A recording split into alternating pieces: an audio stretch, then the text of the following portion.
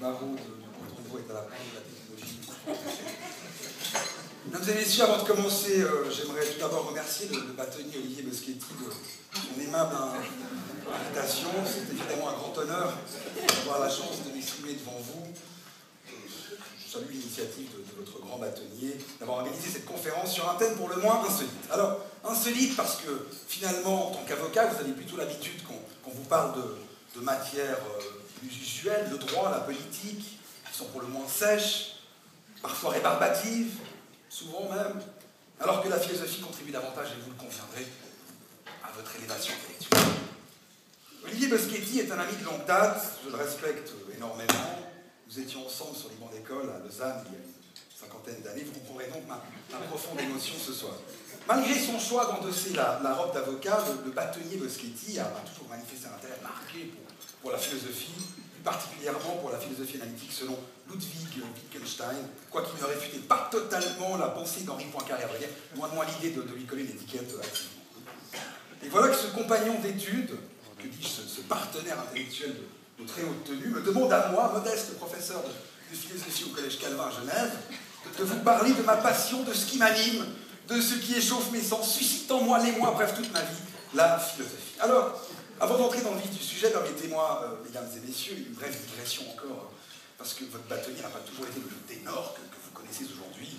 Hein, quand il était jeune, c'était un véritable bout en train, il avait un succès phénoménal auprès des femmes. Il avait d'ailleurs attribué une multitude de petits surnoms énigmatiques, parmi lesquels l'étalon d'Ouchy, le sceptre de Saint-François, Matadorini, ou encore le bourreau du flanc. Si j'avais dit ça à Genève, il y aurait eu des évanouissements dans la salle. Je mets en un trou, donc c'est bon. Alors, je me rappelle d'ailleurs une fois avec le bâtonnier, on était en train de se promener au bord du lac. Professeur, ce serait peut-être bien qu'on commence là, non? Oui, tout à fait. Pardonnez mes élans impétueux, c'est l'émotion qui m'a.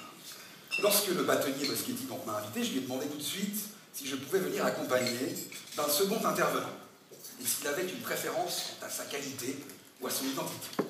Il m'a répondu: Rachid, je te laisse carte blanche, je me remets à ton libre arbitre de chaise. Parce qu'en plus d'être un penseur exceptionnel, le bâtonnier Boschetti est doté d'un humour, d'une finesse et d'une fluence absolument invraisemblable. Alors évidemment, pour vous parler du thème de ce soir, j'ai décidé de faire appel à l'experte internationale en la matière, le professeur Marlène Taspé. On ne le présente plus. Pour les quelques profanes dans la salle, je vous indique juste que Marlène Taspé est professeur titulaire de la chaire de philosophie postmoderne à l'Université catholique d'Islamabad, docteur honoris causa de l'Université libre de Pékin et professeur honoraire de la faculté d'anthropologie de Romain-Mottier. Alors, elle a écrit de nombreux ouvrages, de magnifiques ouvrages, par exemple le suicide, une question de vie ou de mort. Les hommes à femmes ne sont-ils qu'égaux? C'est intéressant. Le gangbang ou les origines de l'immonde. Les femmes sont-elles maîtresses de notre festin? Ainsi que quelques publications qui ont révolutionné l'anthropologie sociologique moderne, en particulier l'excellent essai « Escalope avec une salade » ou « Escapade avec une salade ». Alors, sans plus attendre, si vous avez la messieurs, c'est sérieux ce soir, sans plus attendre, je vais passer la parole au professeur Taspé. Merci, professeur. Merci beaucoup, professeur Bobet. Donc, c'est des mots, c'est B-E-U, B-A-U-D. Pardonnez-moi. Alors, merci de votre aimable introduction. Je suis évidemment très honorée que vous m'ayez choisi, cher professeur, cher ami, pour vous parler du thème d'aujourd'hui, le libre arbitre, une question de genre. Alors tout d'abord, un bref rappel historique, peut-être un peu inutile pour vous, mais vous savez que les Grecs ignoraient le libre arbitre, n'ayant pas la notion de volonté, mais plutôt celle d'acte volontaire, étudiée au 3e livre de l'éthique à Nicomaque, comme tout le monde l'a lu et relu ici.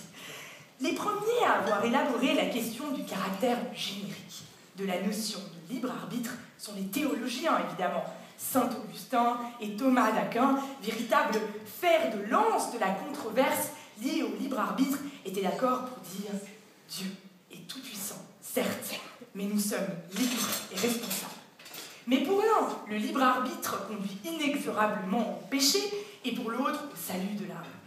Alors cette controverse, cher professeur, est d'ailleurs parfaitement illustrée par l'illustre Ignacio von Knöbel dans son ouvrage Der Apfel und die Schlange, en français La pomme et le serpent, où l'on peut lire le souci d'une apologétique chrétienne n'est cohérent que si le pélagianisme diaconal... Pas bien? Si le pélagianisme diaconal récurrent consacre une vision déterministe du Tout-Puissant. Et puis on a encore Hans Kesselman qui décrit avec virtuosité le rapport parfaitement dichotomique, non manichéen, entre la théorie du chaos et la vie éternelle. Oui, c'est d'ailleurs dans l'excellent ouvrage Nazisme et métaphysique. Non? Quelle érudition, professeur, vous m'impressionnez vraiment. Sans oublier Samuel Kutschera qui, de l'école scolastique, évidemment, prêchait plutôt le corrélat de l'argument social fataliste moral. Tout à fait, brillant, Kutschera, brillant, quel esprit illuminé. Donc c'est vraiment navré de revenir sur ces notions de base, hein, mais bon, et que c'est absolument essentiel pour la suite de l'exposé qui, comme vous le savez, sera nettement plus complexe. Hein. Vous avez raison de le dire, professeur, je vous remercie. Donc, je disais, à la fin du XVIIe siècle, la nécessité d'une théorie générique de libre arbitre naît de l'incapacité admise de la philosophie dite classique de définir les contours de l'origine du choix primitif de l'homme, à l'aide en tout cas des outils que je viens d'évoquer. Et pour vous permettre de mieux saisir l'origine de ce questionnement fondamental, il faut vous placer dans le Delicium Edinum, enfin vulgairement le Jardin d'Éden. Si Dieu a créé Ève, c'est sur demande d'Adam, qui était dans l'incapacité d'opérer un choix pourtant très simple, vais-je croquer dans le fruit défendu ou pas? Professeur Taspé, je vous interromps quelque peu. Enfin, si le fruit était défendu, aucun choix ne se ferait à Adam. Du coup, la présence d'Ève s'avérait par définition superflue, vous ne voyez pas? Professeur, et évidemment, sur ce point, je vous renvoie à la page 874 de l'ouvrage de Raoul Preskovic, Fructus interdictum est comestibilis, où il évoque précisément le caractère paradoxal de l'interdiction alliée au libre arbitre originel. Bien joué, professeur, vous avez compris que je vous testais. Ah, professeur, mais Robert! Non, c'est des mots. Oui, enfin bon. Donc, je disais que pour résumer, le libre arbitre est une totale illusion qui vient de ce que l'homme a conscience de ses actions, mais non des causes qui le déterminent à agir. Dans l'excellent essai de mon confrère, le docteur Franck Ribéry, l'arbitre est-il vraiment libre? Tout le monde connaît. L'on voit bien le déchirement vécu par l'homme qui ne parvient